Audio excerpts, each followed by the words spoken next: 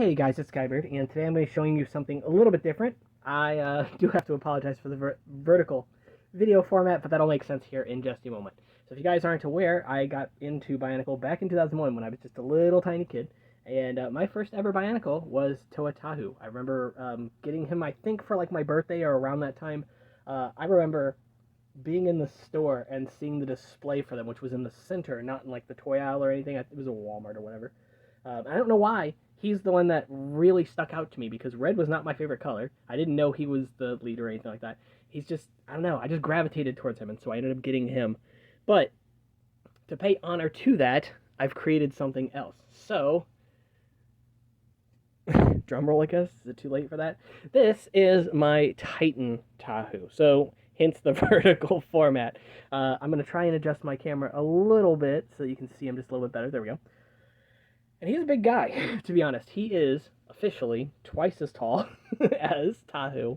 And I'm just super proud of him. So he started off as a little bit of a different build. I mean, I knew I was building him when I sat down to start. But I was doing something completely different with the torso design originally. And at the time, these arms, well, long story short, I thought I was going to do like red and dark orange is like this like sort of modern take, but I couldn't abandon that classic look. So I went with the classic color blocking, just took a few liberties with my own additions, like the silver on the lower arms and lower legs here, as well as the silver mata head in there as well. But let's go ahead and take a look, full 360 here. So I'm not doing a turntable thing because I would suffer. And he actually stands up really well. He's surprisingly stable. The only thing is my dresser, what I'm filming on, kind of slopes back just a little bit, so I have to adjust him as I rotate him so he doesn't fall backwards. But he works out super well. And you can see here, even especially from the back, the pistons and stuff like that, I think it works, but they actually do serve a purpose, which we'll get into here shortly. So let's continue our little adventure here. And yeah, I think he works out super well. So yeah, like I said, surprisingly stable. In terms of articulation, he has all your standard points of articulation, what you would expect, but he does have a few extra tricks up his sleeve. Notably, he actually has waist articulation. So he can look up or bend upward. He can bend forward as well, but he can also turn side to side a little bit. It is limited, but that is intentional. And he can even sway his torso a little bit. And that is thanks to a design which I will be showing you in a second. But it also pairs with a second form of articulation, which is the actual shoulder blades themselves can move up. Now, they only move a few degrees, maybe like 45 degrees or so, but it's all of the space that I end up needing for the build to pretty much be able to hold any pose that I want him to hold. And on top of that, the pistons back here are just strong enough to actually hold the arms in their T-pose without falling over or collapsing. So I'm very happy with how that came out as well. And it's surprisingly stable. I actually had him in an action pose, as he was about to show you. No, I actually had him in an action pose after the first day that I built him, and I sat him up here, and then my poster board fell over, and it knocked something over, and then that knocked him over, and nothing fell off it. So I was like, oh, that was pretty cool. So I decided to do a couple test drops. I dropped him from like a foot, and then I dropped him from like my waist height, so about 3 or 4 feet off the ground. And the only thing that came off him, aside from his mask, was one of the arms, which I will show you exactly why that is the case. It's not a fragile build, but it is, if any point is going to fail, it's probably this point. And that is this connection here. So if you guys saw my last video, not the short, but my 13 attachment methods video, essentially, and I will have another one of those coming out pretty soon. But this attachment is actually one that I was using on a different mock, and that's actually what started me building this one instead. But this just plugs into a friction stud pin on the bottom of the Matoro, or in this case, Jallarmari, chest piece / shoulder pad. So it actually holds really well. It is self-aligned as well, so it doesn't like turn or anything like that. But it looks so cool, and it's so different from anything I've seen. Because that's one of the things I want to do with this is not only did I want it to be just a really structural build and stable build, but I wanted it to scream me. You know, like I didn't want to be looking online for building techniques or anything like that. I just wanted to sit in front of a pile of parts and start designing, and that's exactly what I did. So I'm going to break him down for a moment into his components, I guess you could say, and then I will show you kind of each piece individually. So his arms, legs, and than the torso here itself. So we're going to start with the leg design because it's actually something I'm extremely proud of. And there's a couple interesting things going on here, as well as the foot design. We'll be focusing on that too. Let me change my focus on my camera super quick. There we go.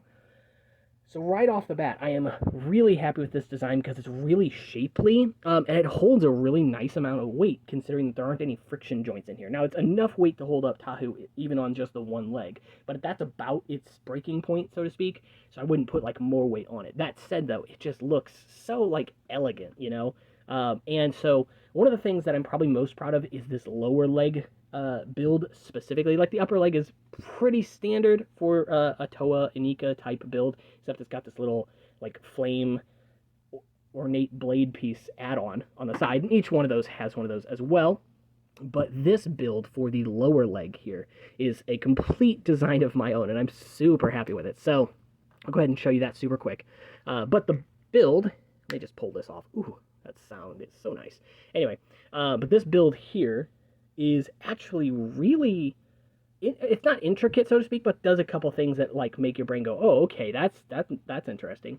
So right off the bat, you'll see that I'm actually using this Slicer Robo Rider headpiece, Throwbot headpiece, whatever, this Technic block here. And if you guys are familiar with that piece, you'll know that these axles here don't directly line up with the base of this piece. They actually are inserted further into the piece, meaning that normally you can't just mount it onto something else directly below it, if that makes sense.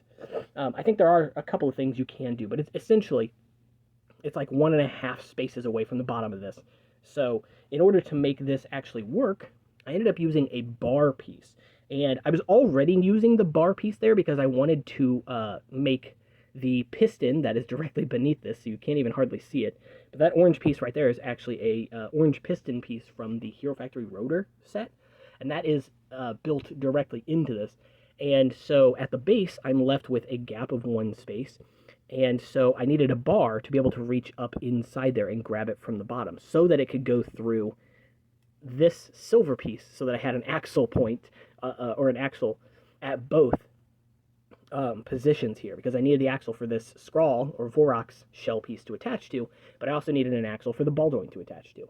And this is what I ended up settling on. So the bar is nice because it can go through the pin that's on the silver piece and up into the model, but also because that pin is thinner than, or because that bar, that tan bar there, is thinner than a normal pin, it has just enough leeway to grab this piece without it going anywhere, without it being loose or too tight or stressing anything. So it works out perfect. I'm super happy with it. On top of that, you'll notice that I actually have this on an axle with a stop, and that is intentional for a couple of reasons. That actually allows you a little bit of like piston action at the bottom of the leg, so it gives you just a little bit of space for this to kind of extend up and down a little bit. And that's for the leg to have, or the foot rather, the ankle, to have just a little bit of extra forward angling. So you'll notice right now that that angle isn't too sharp, and that is why I also chose to have this axle back here. So I don't have red 3 long axles right now. They do exist, but I just don't own any of them right now. So I'm using black here in this case, and I'm using the bushing. But I actually chose an overlong axle here on purpose for a couple of reasons. I thought that it looked pretty aesthetically pleasing on certain sets. If you want to give them like the high heel look, which I know some people like, you can put a Borak eye back here. It's not going to touch the ground, but it'll still give you that kind of look if that's something you're going for. And also, you could strap on like a rocket booster from like the 2008 sets if you want to, but you can also slide this socket along the axle, and now you can bend the leg much further forward. So it actually gives you a little bit of that extra like piston action that I was talking about. So it works out really well. You can put the bushing here. You can swap it around if you want to keep it longer. The only reason I don't like it, I'm losing my voice if you can't tell, by the way. The only reason I don't like it in this position all the time is because it does have that gap at the base of the leg there, which I don't like quite as much. I really like how smooth and seamless this ends up being when the foot is like this. So that's what I chose to do, and that's kind of what stuck with me. So anyway, let's go ahead and put the knee back together, and I will show you articulation-wise at the knee. Let's just do the ankle real quick too. So the ankle can bend that far forward, but if you do that change I was just telling you about, you can bend it about twice as far forward. But you can bend it almost all the way back. So that's pretty cool there. That's not really going to change. That's actually limited by the axle in the ball joint itself. But I think that is plenty of forward movement for an ankle. Like, if you're getting your ankle further than that in real life, I think you're kind of broken. No, I'm joking, of course. But one of the other interesting things is this socket up here. So it can bend to a straight line, or it can bend to about 90 degrees. But if you want to be really crazy, you can, and I'm just going to pull this apart real quick so I can show you. You can actually, hold on. I just pulled the axle out when I was doing that. You can actually put extra force on it, and it will snap past it. The problem is it'll then lock in that position, so you won't be able to undo it without taking this apart, which is why I took the the beam off here in the first place. So not something I recommend doing, but again, if you want to do like poses and stuff like that, you're more than capable of doing it, and it'll lock in that bent position as well. So you can get into some pretty dynamic poses with the set. So, moving back onto the arm build, and we're actually going to start with the hand arm because I think it's a little bit more interesting. Essentially, both arms are the same. It's just one attaches to a fire sword, the Tahu Stars fire sword specifically, and one attaches to a hand. Now, the hand build, I actually ended up giving a thumb eventually, which I think is really nice for doing certain poses. Unfortunately, I don't have, if I can get my camera to focus. Come on, camera. Give me some extra lighting. No? All right, close enough. This black piece, I don't own it in red, unfortunately, which I would really prefer to have more red in this hand. It is still red underneath, but again, it's all black right here, which I'm not. You know, Tahu has a mostly red hand with black fingers, so that's kind of what I wanted to go for.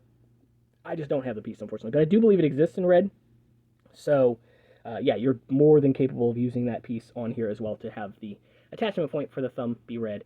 I think also the Exoforce hands might exist in red, but don't quote me on that. So you may be able to swap those out as well, but they don't look nearly as bad in black either. But that's most of the build, to be honest. Like, again, I'll show you this connection here is just using an Exoforce hand yet again to clip into the actual Technic hockey skate piece. And that gives me the connection point for the Motoro armor. I don't know what to call that piece. So I just clip it into that red friction stud pin there. The red also helps because, you know, it's his color scheme.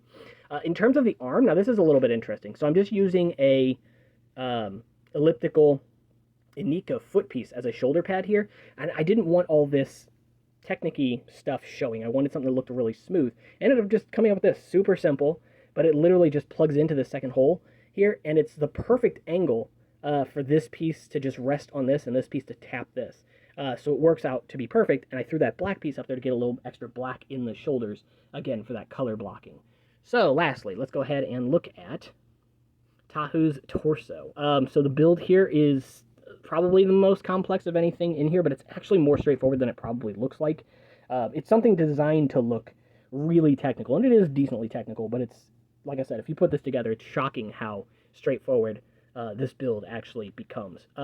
So, right off the bat, as I mentioned earlier, you do have the forward and backward articulation thanks to the double-jointed waist here, but because those Vaki legs are free, they're actually riding along this Slicer Robo-Rider headpiece here, and that actually locks them into a specific path, essentially, that allows them to turn, so you can get turn at the waist, you get a swivel there, and you also get a little bit of a sway as well, so you can actually like lean the torso side to side. But they are limited by that that slicer piece, so it can't just like collapse under its own weight, essentially. So it is a self-limiting waist design, if that makes sense. It also allows the pistons to move. I'm trying to do this with good lighting, but it allows the pistons to also move with it, so they're not going to like interfere with like the shoulder movement, which I think is super cool. The gear, you might ask if that is a function. It's not. It's strictly there for aesthetics. You can change this out to be a shorter pin without that bushing if you want, if you don't like the bushing sticking out of the back. But, you know, again, I just kind of wanted to go with that 2001 aesthetic for the most part. And then the ball on the front, the bushing on the front too, same thing. The only thing that I will change about this, I just haven't found one of the pieces I needed, is one of the bar pieces. I don't know what this piece is called. Really useful piece though. But it's essentially a bar on a rounded plate. I will change those to light gray also, so that from the front the light gray shows through where the gears were on the original model. But, you know, in essence, that's not really necessary here right now. I did use the light gray Exoforce hands at the very least, though. So, but yeah, so essentially that is it. I can't tell you exactly how many pieces it is because I haven't counted yet, but it's definitely over 100. So I think it's less than 200, though, to be honest. I mean, I might be wrong. Maybe there's more pieces tucked in there than I am really considering, but yeah, it works out really well. Fingers can move in 2 joints each, so they can move at the base of the finger and they can all bend.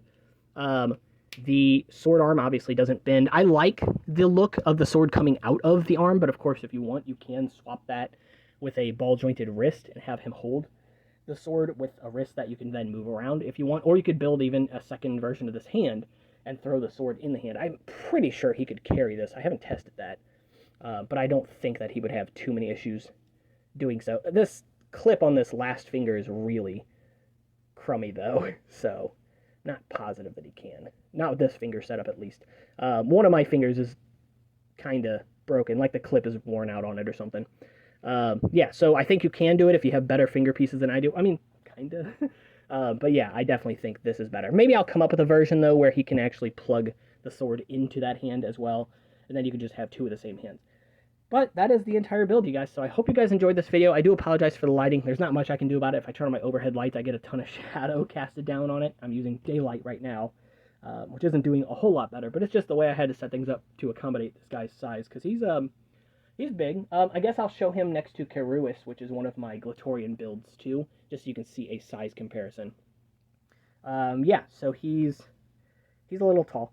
But yeah, I know Keruis is going to look taller than he actually is because of perspective, but he comes up to, let me put him out of the way real quick.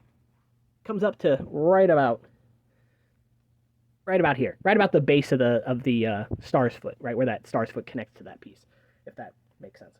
So yeah, he's pretty tall, and yeah, there he is next to Tahu, so you can see him. Anyway, I hope you guys enjoyed this video. Of course, if you did, make sure to leave a like and subscribe. I'm going to try and make better, hopefully, better quality videos here in the near future. Oh, and one other thing that I wanted to show, because this is my, Tahu that I like taking pictures with and stuff like that, is that he can carry powerless masks on his back. This just plugs in right above his shoulder, and I'll show exactly how to make that piece as well in an upcoming video. So, yeah, links in the descriptions for all my media socials, and I'll see you in the next one. Take care.